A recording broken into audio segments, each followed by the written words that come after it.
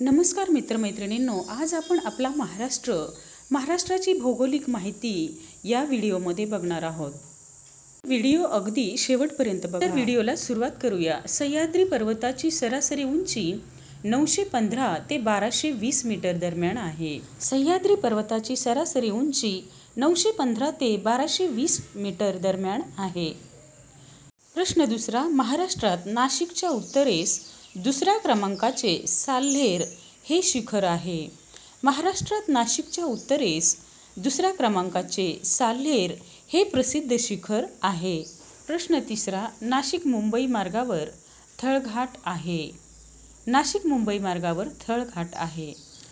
प्रश्न चौथा, नेरळजवळ माथेरान हा प्रसिद्ध घाटमाथा आहे। नेरळजवळ माथेरान हा प्रसिद्ध घाटमाथा आहे।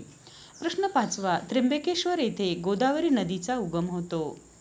त्र्यंबकेश्वर येथे गोदावरी नदीचा उगम होतो। प्रश्न सहावा, महाराष्ट्रातील सर्वात उंच शिखर कळसुबाई शिखर आहे।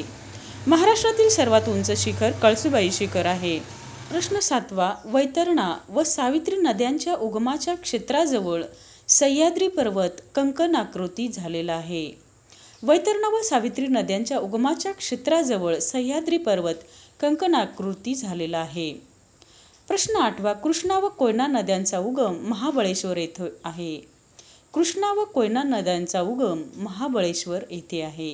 प्रश्न नववा, फोंडा घाट कोल्हापूर पणजी मार्गासाठी उपयुक्त आहे। फोंडा घाट कोल्हापूर आणि पणजी मार्गासाठी उपयुक्त आहे। प्रश्न दहावा, रेल्वे व रस्ते या दोन्ही मार्गासाठी बोरघाट सोयीचा आहे।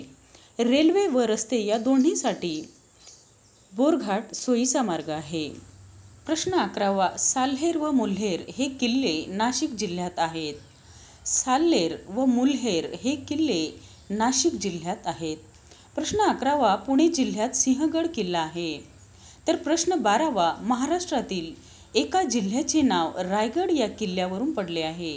प्रश्न तेरावा, भीमा नदीच्या खोऱ्याच्या दक्षिणेस शंभू महादेव डोंगर रांगा आहेत। भीमा नदीच्या खोऱ्याच्या दक्षिणेस शंभू महादेव डोंगर रांगा आहेत। प्रश्न चौदावा, सातमाळा अजिंठा डोंगर रांग ही तापी व गोदावरी खोऱ्यांना वेगळी करते। प्रश्न पंधरावा, वेरूळच्या डोंगरावर वेरूळची जगप्रसिद्ध कैलास लेणी आहे। वेरूळच्या डोंगरावर वेरूळची जगप्रसिद्ध कैलास लेणी आहे। प्रश्न सोळावा, परभणी व नांदेड जिल्ह्यातून जाणाऱ्या डोंगर रांगांना निर्मल रांगा असे म्हणतात। परभणी व नांदेड जिल्ह्यातून जाणाऱ्या डोंगर रांगांना निर्मल रांगा असे म्हणतात। प्रश्न सतरावा, दरकेसा टेकड्या गोंदिया जिल्ह्यात आहेत। दरकेसा या टेकड्या गोंदिया जिल्ह्यात आहेत। प्रश्न अठरावा, वायव्येकडे नंदुरबार जिल्ह्यात सातपुडा रांगेवर तोरणमाळ पठार आहे। वायव्येकडे नंदुरबार जिल्ह्यात सातपुडा रांगेत तोरणमाळ पठार तयार झालेले आहे। प्रश्न 19वा, सातपुडा पर्वतरांगामधील अमरावती जिल्ह्याच्या उत्तर भागात गाविलगड टेकड्या आहेत। सातपुडा पर्वतरांगामधील अमरावती जिल्ह्याच्या उत्तर भागात गाविलगड टेकड्या आहेत। प्रश्न 20वा, गडचिरोली जिल्ह्यात भामरागड डोंगर आहे। गडचिरोली जिल्ह्यात भामरागड डोंगर आहे।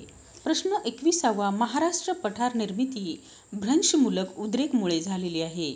महाराष्ट्र पठार निर्मिती भ्रंशमूलक उद्रेकमुळे झालेली आहे। प्रश्न 22वा, तापी पूर्णा खोरे हा खचदरीचा प्रदेश आहे।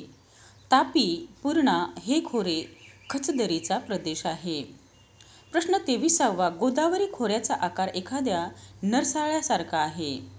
गोदावरी खोऱ्याचा आकार एखाद्या नरसाळ्यासारखा आहे। प्रश्न 24वा, टेबललँड या नावाने पाचगणी पठार प्रसिद्ध आहे। टेबललँड या नावाने पाचगणी पठार प्रसिद्ध आहे।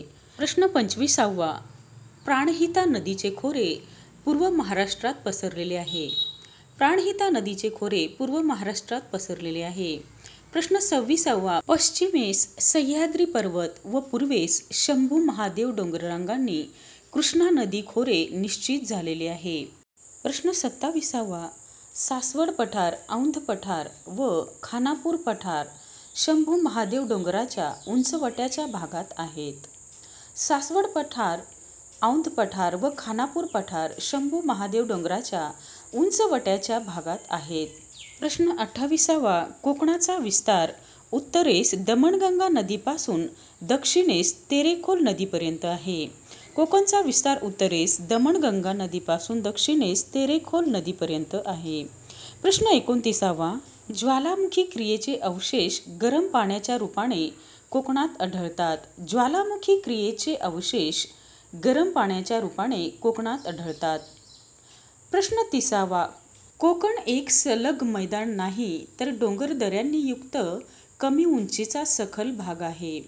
कोकण एक सलग मैदान नाही तर डोंगरदऱ्यांनी युक्त कमी उंचीचा सखल भाग आहे. प्रश्न 31वा. उत्तर कोकणपेक्षा दक्षिण कोकण अधिक खडकाळ डोंगराळ आहे. उत्तर कोकणपेक्षा दक्षिण कोकण अधिक खडकाळ व डोंगराळ आहे. प्रश्न 32वा. महाबळेश्वरला कृष्णा नदीचा उगम आहे. महाबळेश्वरला कृष्णा नदीचा उगम आहे. प्रश्न 33वा. महाराष्ट्रामधील सर्वात उंच कळसुबाई शिखराचे भौगोलिक स्थान इगतपुरीजवळ आहे. महाराष्ट्रामधील सर्वात उंच कळसुबाई शिखराचे भौगोलिक स्थान इगतपुरीजवळ आहे. प्रश्न 34वा. चिखलदरा शिखर अमरावती जिल्ह्यात आहे. चिखलदरा शिखर अमरावती जिल्ह्यात आहे. प्रश्न 35वा. अहमदनगर जिल्ह्यात हरिश्चंद्रगड आहे. अहमदनगर जिल्ह्यात हरिश्चंद्रगड आहे. व्हिडिओ संपूर्ण बघितल्याबद्दल सर्वांचे मनापासून आभार. धन्यवाद.